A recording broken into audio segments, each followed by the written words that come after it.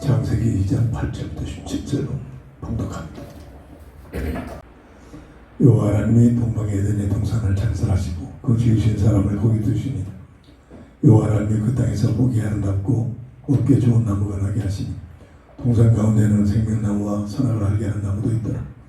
강이 에덴에서 흘러나와 동산을 적시고 거기서부터 갈라진 내 근원이 되었으니 첫째 이름은 비선이라 금이 있는 하일라 온 땅을 둘렀으며 그 땅의 금은 순금이요 그것에는 베들레헴과 호마라도 있으며 둘째 강의 이름은 기온이라 그서 온 땅을 둘렀고 셋째 강의 이름은 이떼겔이라 아스로 동쪽으로 흘렀으며 넷째 강은 유브라데다. 여호와 하나님이 그 사람을 이끌어 에덴 동산에 두어 그것을 경작하며 지키게 하시고 여호와 하나님이 그 사람에게 명하여 이르시되 동산 같은 나무의 열매는 네가 임의로도 못해 선악을 알게 하는 나무의 열매는 먹지 말라.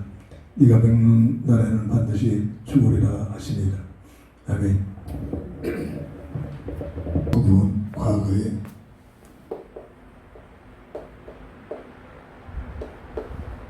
에덴에 있었던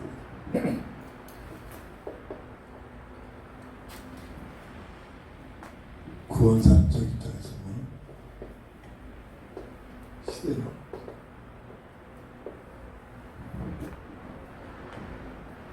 과거, 현재, 미래를 보는 시대가 있죠.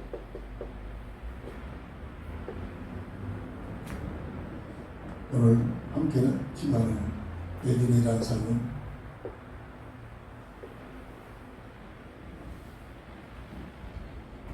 문제가 들어오기 전에 하나님의 형상으로 살아가는 그런 환경적인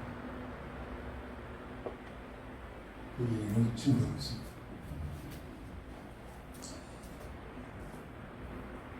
이 과거에 대해서는 완전한 환경은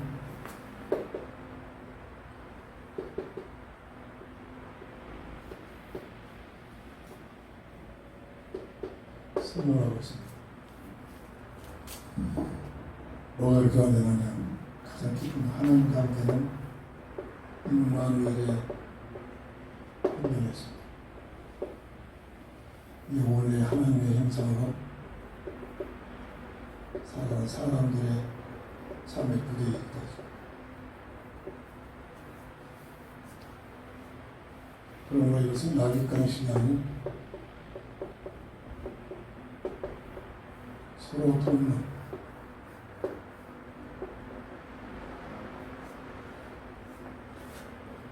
사랑의 질서를 유지하는 그런 환경이었습니다. 그리고 아름다운 가정교회 하셔서 서로 돕는 것, 그리고 기도 세계를 하나님 대신해서 관리하는 관리자로서, 그리고 영적 파수꾼의 삶을, 그리고 이때부터 전도라는 특권을 주셔서 하나님 나라에 들어가서는 백성을 세우는 온전한 땅을 충만하는 어마어마한 필요를 위해 사람에게만 주어진 최고의 특권과 축복을 허락하셨습니다. 이것은 사랑의 법으로 통치되는 것이었습니다.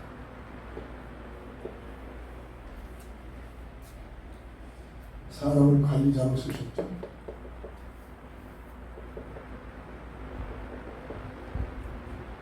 하나님의 자녀이기 때문에 자녀 제목을 다 느꼈죠.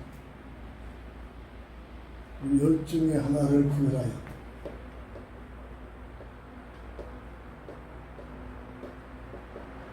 하나님의 명령을 내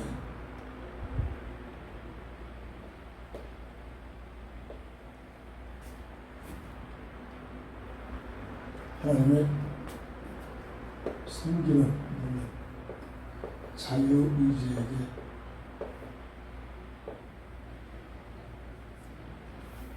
맡기는, 물론 축복이죠. 최고의 축복입니다. 소망학과를 통해서 주신 은혜입니다. 얼마나 뭐냐, 그들 자그마한 평화나 굉장한 의미를 알고 있습니다. 주은사사입니다. 하나님의 주권을 믿는, 하나님의 은혜에 감사해요. 하나님의 사명을 가지고 삽니다. 하나님을 사랑하여 이런 자유를 통해서 하나님의 형상을 영원히 누릴 수 있는 특권 방법으로 주셨습니다. 근데 여기서 모든 걸 다 잃어버리는 신라본의 비극이 되죠.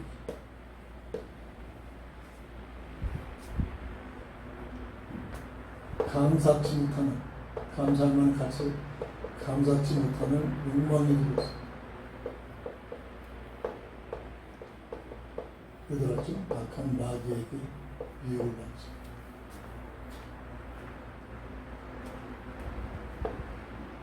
뭐죠? 너희들이 하나님과 같은 삶이 있다. 저만 보면 하나님과 같이 살 것이다. 이게 지금 세상의 모든 논리죠. 너희들이 하나님같이 살아라. 내 생각에 멋있는 말 가지고, 네가 잘함을 가지고 그다음에 추수해라.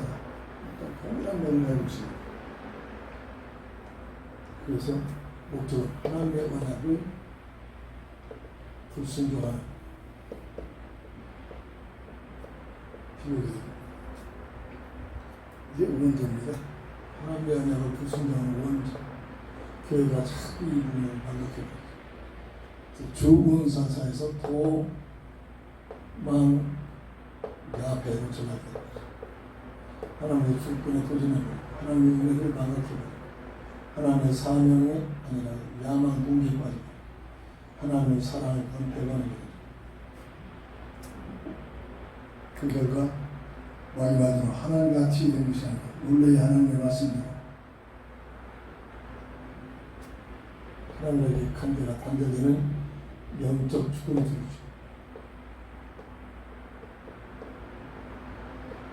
하나님의 관계가 단절되고 영적 죽음.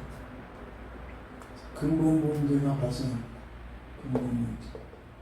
모든 문제가 그런 근본 문제. 창세기 3장 16절 19절. 고통, 수고, 저주, 죽음이 되는 근본 문제. 그 근본 문제가 뭐죠? 영이 죽어서 하나님의 경계가 단절되는 영적 죽음. 악한 마귀가 기회다 싶어서 죄와 사망의 법으로 운명의 법으로 묶어버립니다. 하나님의 형상에서 마귀의 자식으로 전락되는 마귀의 예수 되버립니다. 그래서 고통, 수고, 저주, 죽음이 하나님같이 고통, 수고, 저주, 죽음이 다니까 이것부터 다시 섬겨지기 시작합니다. 이 모습을 성경은 뭐라고 표현합니다. 하나님의 형상에서 아담의 형상이다. 창세기 5장 3절. 이것을 성경 중심으로 말씀 중심으로 이 문제를 깨닫는 의미가 와야 됩니다. 그래야 신앙생활이 필요합니다. 그래야 그리스도를 보내 믿어야 될 이유를 알게 되고 그래야 내가 뭔가를 알게 됩니다. 근데 이 땅에 태어난 모든 인생은 그 상태로 태어납니다. 아담의 형상으로 태어납니다. 이 인생의 문제죠. 이거는 사람으로 태어나서 이 문제에 대한 해답을 얻기까지 이 논제를 가지고 어마어마하게 고민을 해야 됩니다. 기도를 해야 됩니다. 착한 가만히 있으면 왕위에 올라갈 위치에 있습니다. 이 문제에 걸리면 내가 누구냐? 왜 사람은 고통스러워서 죽음에서 벗어나지 못하는가? 이걸 무려 수년 동안 거의 10년 가까이 수년 동안 이 문제를 갖고 고민하다가 한 명씩 모르겠다 했습니다. 그만 답이 있어요. 인간스러운 문제를 절대로 답을 얻을 수 없습니다. 그 모습을 성경은 모든 사람의 죄를 보고 있습니다. 하나님의 영광에 이르지 의인은 만이 하나도 없다. 석가의 후대의 제자들이 교류화시켜가지고 불교라는 어마어마한 종교를 만들어버립니다. 배우의 감사력이 있겠죠. 스님들도 정말 이 문제를 갖고 고민하다가 그리스도를 만나면 완전히 바뀌어집니다. 그런 사람들이 종종 일어나죠. 순회도 또 이 문제를 갖고 고민하다가 정말 그리스도를 만나면 그래서 완전히 빠져나옵니다. 종종 그런 분들이 있습니다. 그 말씀을 즐기고 내가 하고 싶은 거 하는 거 진심들입니다. 사람이라면 이 문제 보고 진짜 고민해야 돼요. 답을 얻어야 돼요.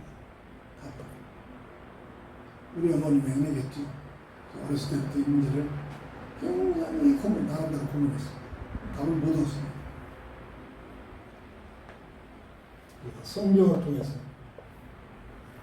답을 얻게 됩니다. 이게 공통점이죠.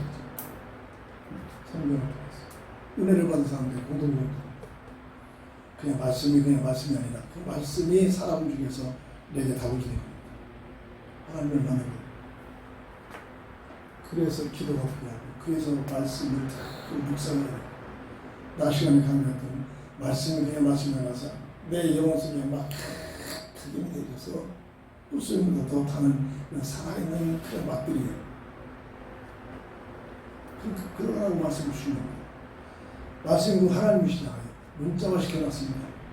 믿음을 가지고 성의 충함 속에 하나님과 함께하는 만남의 역사에 일어나는 그러기 위해서 말씀 주시고 다른 책은 전혀 다릅니다. 똑같은 글씨에 똑같은 종이가 같지만 성경 65권의 말씀은 다른 글하고는 다르다 말이에요.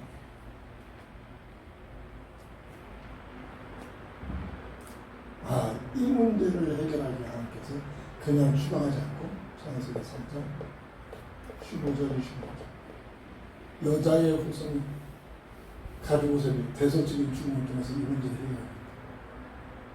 여자의 후손으로 오신 분은 누구냐? 성경은 지금 결론을 정했죠. 예수님이 유일하게 예수라는 이름을 가지고 오셔서 그리스도의 사역은 그리스도의 꿈이 뭐죠? 세 가지 근본 문제를 해결한다.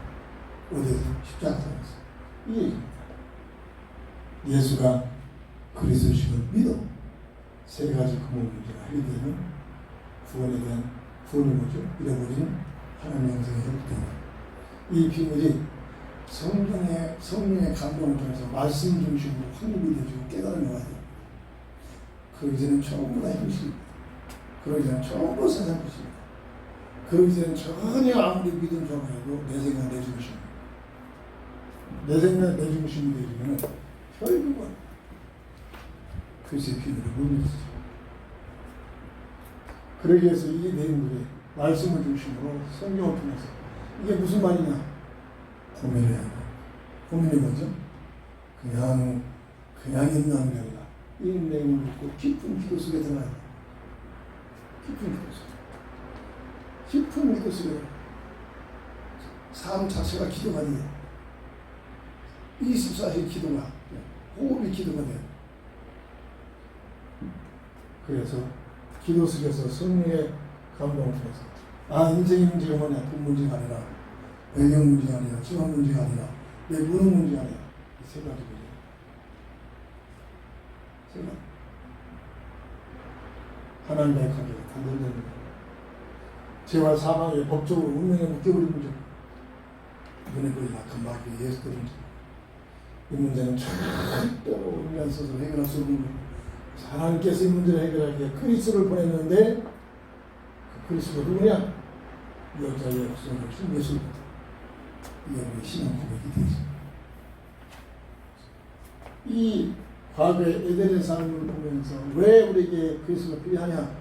그 연결이 되어서 그리스도에 대한 결론을 갖게 되는 믿음의 역사가 일어나야 될 줄 믿습니다. 그러기 전에는 모든 것이 세상 것입니다. 모든 것이 내 중심입니다. 문제가 오면 그 문제 때문에 심령하고 기도합니다. 저는 그리스도죠. 살아계신 하나님의 아들을 열심히 믿습니다. 과거에 문제가 들어오기 전에 에덴의 삶이 어떤 삶인지, 그리고 정으로 이 땅에 우리들이 살고 있는 현재의 삶이 왜 열렸는지, 그리고 현존의 삶이 있는 아버지 이 세상의 삶이 끝나면 미래의 삶이 어떻게 펼쳐지는지, 과거, 현재, 미래, 이 구원작전 입장에 보는 시대를 보는 눈들이 열려지게 하여 주옵소서. 예수님의 이름으로 간절히 기도합니다. 아멘.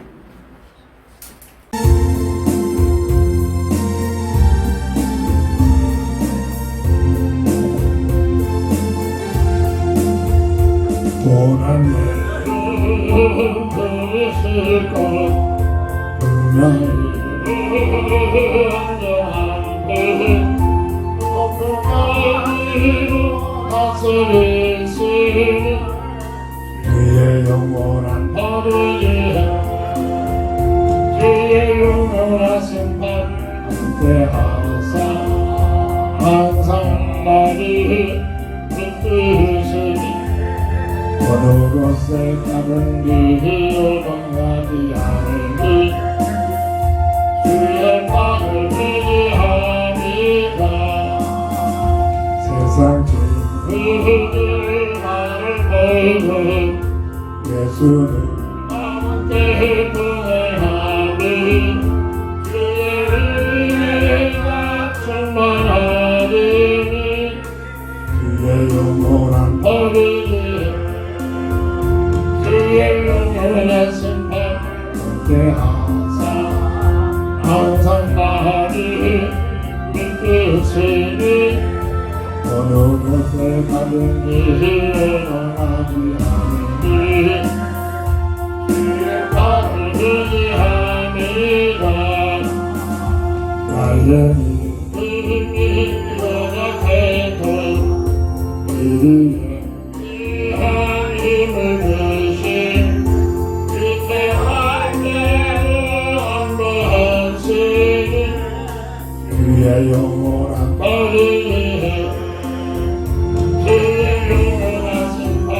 함께하사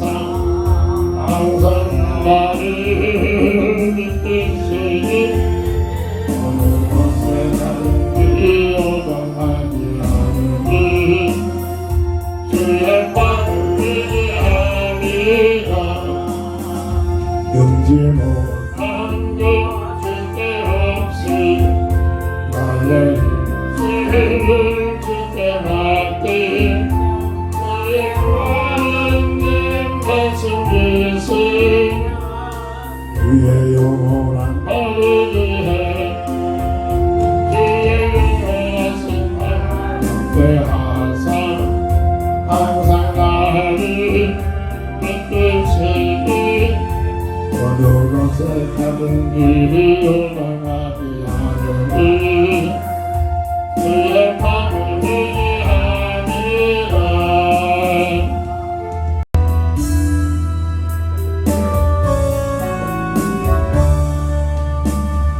주와 함께 나 주여시니 그 주와 함께 나 살아가라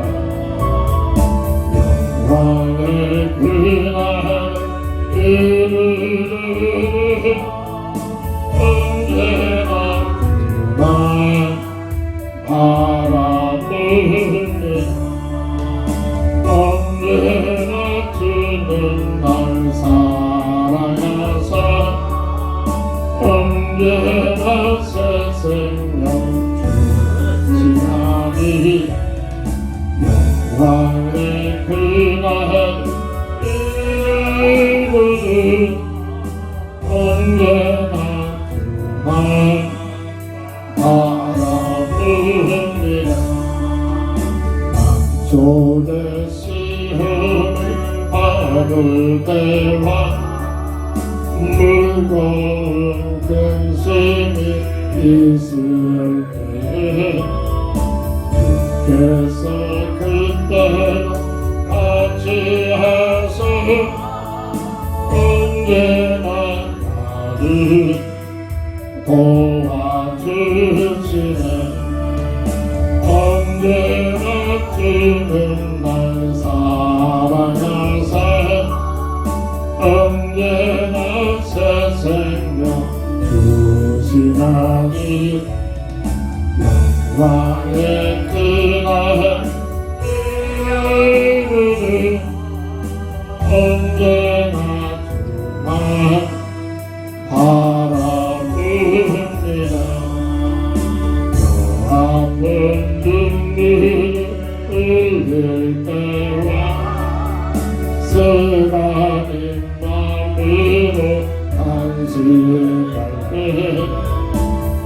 주께서 그때도 같이 하소 언제나 나를